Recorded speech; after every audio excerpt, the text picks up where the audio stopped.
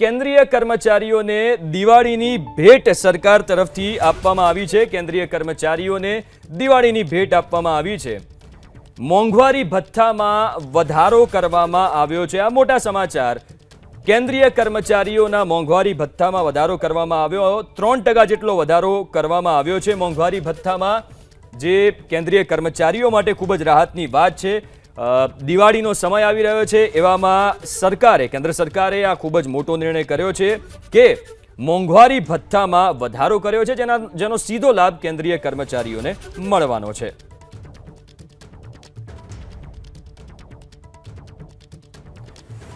તો કેન્દ્રીય કર્મચારીઓ માટે આ ખૂબ જ મોટા સમાચાર છે કે મોંઘવારી ભથ્થામાં 3% જેટલો વધારો કરવામાં આવ્યો છે। એટલે કે જે રકમ હવે એમના હાથમાં આવતી હતી એના કરતાં 3% વધુ રકમ આવશે।